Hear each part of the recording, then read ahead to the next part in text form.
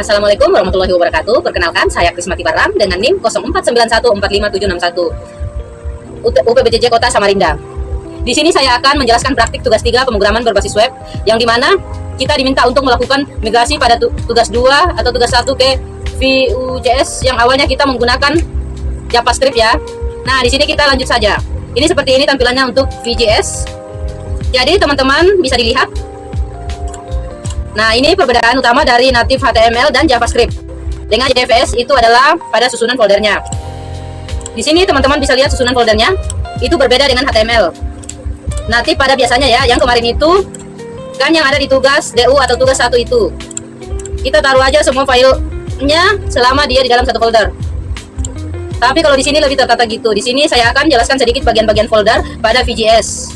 Di sini saya mulai dari yang paling penting, yaitu SRC.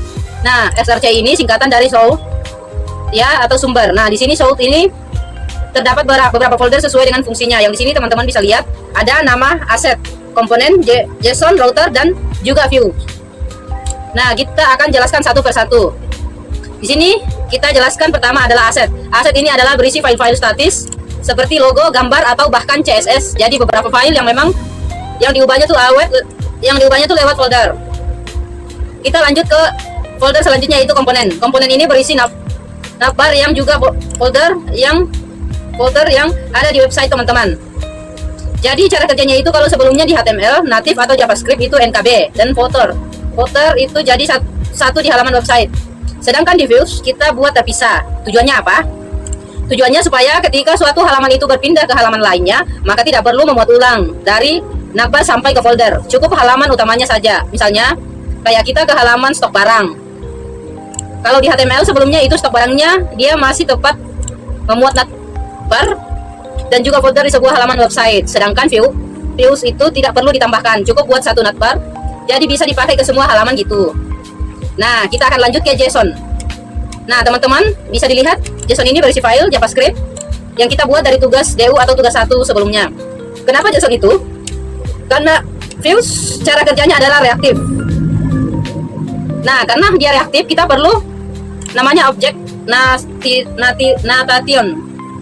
Nah, tujuannya supaya ketika data itu berubah tidak perlu reload halaman atau memuat ulang halaman seperti itu. Nah, kita akan lanjut ke folder router. Di folder router ini fungsinya seperti navigasinya Vue.js.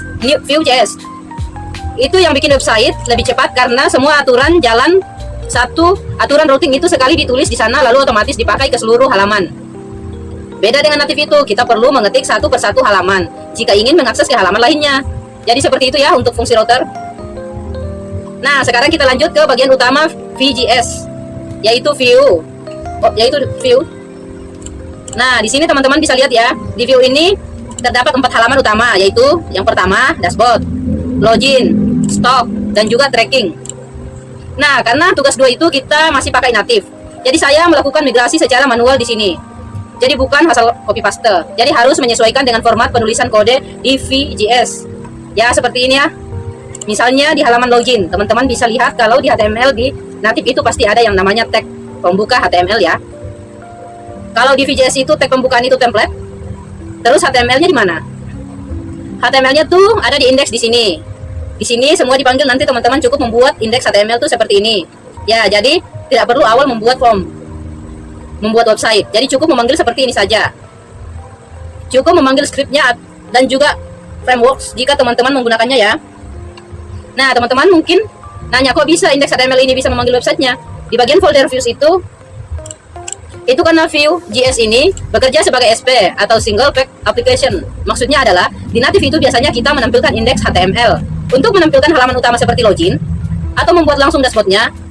Tapi kalau di Vue.js ini berperan sebagai canvas. Nah, kanvasnya gimana? Di sini teman-teman bisa lihat kode ini. Di sinilah seluruh halaman yang ada pada folder views di render. Fungsi main.js ini adalah penggeraknya. Di sini saya akan contohkan supaya lebih jelas. Ini main.js. Teman-teman bisa lihat ID-nya up. Nah, dia mainnya kemana? Di sini router read up user router. Jadinya adalah membuat aplikasi menggunakan router. Isi routernya, apa tadi? Routernya adalah memanggil seluruh halaman pada views. Nah, jadi teman-teman bisa paham ya. Jadi kenapa Vue.js itu terlihat lebih ringan? Bahkan lebih ringan dari native HTML. Itu karena dia sudah memuat lebih dulu. Memuat lebih dulu halaman yang sudah ada, bahkan sudah ready. Sebelumnya tinggal klik saja tanpa loading, halaman itu langsung tampil. Nah, beda dengan native, itu kita buatnya satu persatu. Itu memuat ulang setiap halaman yang ditampilkan. Jadi lebih berat jadinya websitenya. Jadi dengan Vue.js ini fungsinya untuk supaya website itu menjadi lebih ringan. Nah, di sini saya akan menjelaskan sedikit beberapa tag di Vue.js, terutama di bagian view-nya.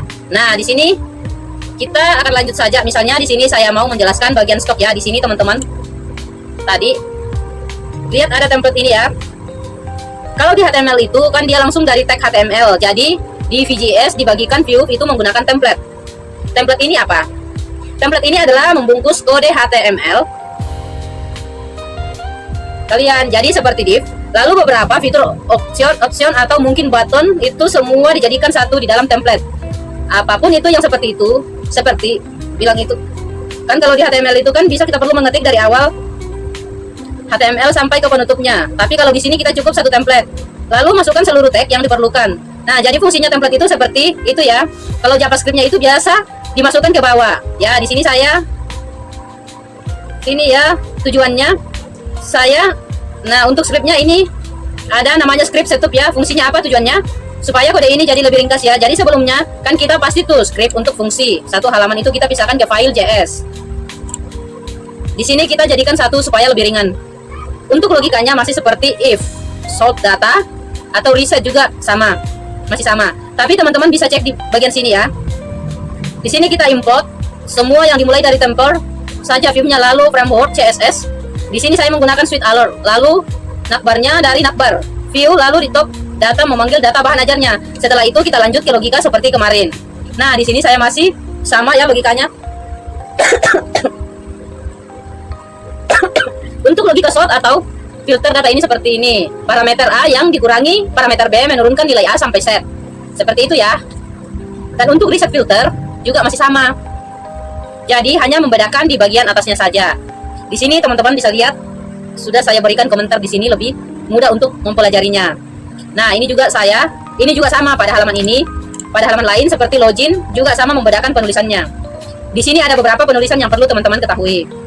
Yang tadinya template script, sekarang ada yang namanya Vue model. Vue model ini fungsinya sebagai data binding ya.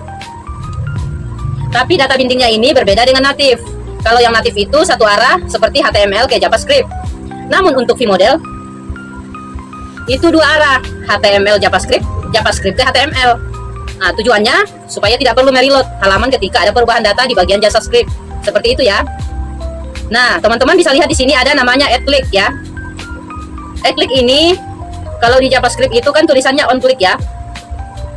Kalau tidak salah itu on-click, tapi kalau di PJS itu add-click ya. Fungsinya itu sama seperti native sebenarnya, cuma cara kerjanya berbeda. Kalau di native on-click itu kita harus menyisipkan JavaScript ke halaman tag HTML.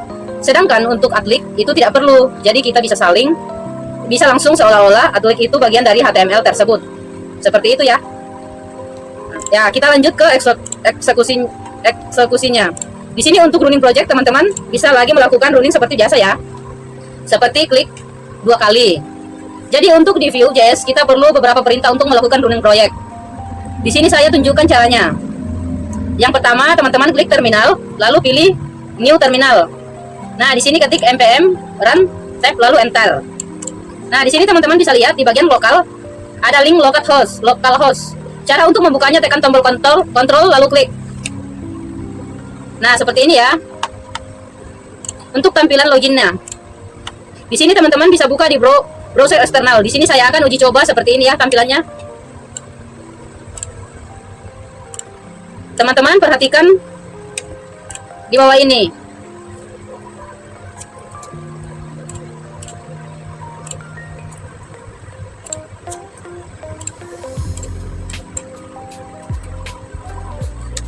Kalau teman-teman menggunakan views ini ada namanya double views. Ini fungsinya untuk depth tools-nya. Jika diklik seperti ini maka akan tampil halaman yang ditampilkannya. Halaman di tampilannya adalah login di TJS. Teman-teman bisa lihat Di halaman website itu tidak ada lagi ekstensi HTML karena sudah dirubah di bagian router. Di sini kita akan langsung untuk login ya. Sudah berhasil ya. Nah, seperti ini tampilannya. Masih sama di tugas DU, teman-teman. Mungkin ada yang heran di sini.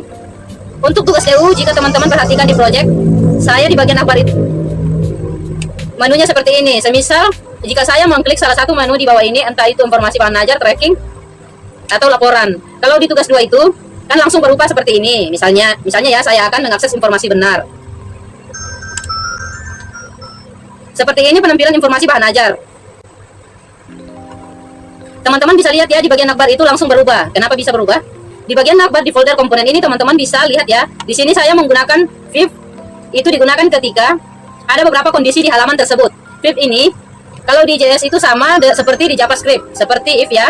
Cuma bedanya kita tidak perlu lagi untuk menambahkan teks scriptnya. Nah, cara kerjanya gini. Ketika user sudah mengakses dashboard, maka akan menampilkan dan memanggil navbar berupa monitoring, recap, dan juga history. Jika sudah mengklik salah satu menu yang dibawa seperti informasi bahan ajar, maka navbarnya akan berubah di VL. Nah, mirip-mirip seperti logika JavaScript tadi ya. Jadi sudah diklik maka tampilan navbarnya akan berubah. Navbar yang sebelumnya itu akan di hide on ya. Di sini kita misalnya dia sudah memilih informasi bahan ajar, maka yang akan tampil adalah navbar yang berisi informasi bahan tracking pengiriman, laporan beserta drop-down. Drop-downnya yang tadi itu apa? Monitoring program, progress, dan juga recap bahan ajar. Sama seperti tracking pengirimannya, dia akan menampilkan informasi bahan ajar, tracking pengiriman, juga laporan berisi drop-down seperti itu ya. Oke, aku lanjut ke informasi bahan tadi. Di sini saya ubah sedikit desainnya ya. Sebelum itu ada 2 kontainer atau 2 pembungkus. Tapi di sini saya jadikan satu, tujuannya lebih flat aja ya, lebih simple. Di sini untuk fitur-fitur tuh masih sama ya, seperti edit, tambah, hapus, dan juga filter UPBJJ seperti itu ya. Nah, misalnya saya ingin menampilkan stok menipis. Seperti ini ya, untuk stok menipis sudah berfungsi. Lalu untuk filter UPBJJ, semisal saya pilih Jakarta, lalu otomatis filter semua kategori akan aktif. Di sini juga saya ada MK wajib yang berisi kategori mata kuliah wajib dan juga berdasarkan judul, jumlah, harga. Nah, ketika di reset akan kembali seperti semula. Semisal saya ingin melakukan edit ya. Nah, di sini ada kelupaan sedikit ya. Saya lupa memberi judul sebenarnya di sini. Jadi tidak masalah sih sebenarnya. Nah, kita akan lanjut saja. Semisal saya ubah di sini stok seperti 30, J30. Di catatan ini sama seperti tugas 2 sebelumnya ya, tidak akan menampilkan HTML yang ditampilkan di from edit. Jadi, misalnya saya ubah cetak ulangnya ini adalah cetak tebal cukup Ctrl B. Maka otomatis tebal ya. Nah, kita akan simpan perubahan. Data berhasil diperbaharui. Sudah berhasil ya. Nah, sama seperti ini kita akan ubah pengantar akuntansi. Kita akan ubah stoknya. Untuk stoknya kita ubah seperti 20. Nah, di sini kalian simpan yang sudah berhasil ya. Nah, semisal saya akan menambahkan tambahan bahan ajar. Di sini untuk kodenya pemrograman berbasis web MSIM 43309. Di sini saya akan lanjut saja. Nah, di sini kategorinya praktikum PBWC masih sama. Saya menggunakan Denpasar dan lokasi raknya saya pilih A di A2. Untuk harga saya beli dengan harga 60.000 dan jumlahnya 20. Lalu catatannya mata kuliah berpraktik, lalu jet tebal.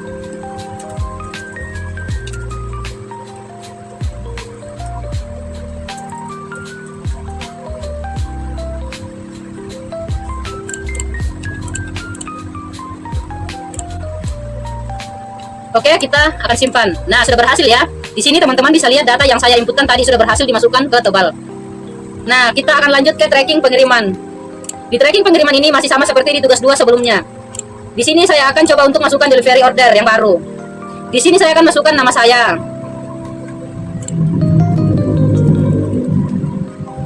Untuk tanggalnya juga masih sama ya, untuk tanggal hari ini. Lalu kita akan tambah baru. Nah, seperti ini ya. Di sini teman-teman bisa lihat ya untuk Prismati barang. Di sini detail pengirimannya seperti ini ya. Untuk delivery order yang saya input tadi seperti ini ya. Data DO dibuat dan menunggu pengiriman seperti ini. Sekian tugas tik yang jelas hari ini. Wassalamualaikum warahmatullahi wabarakatuh.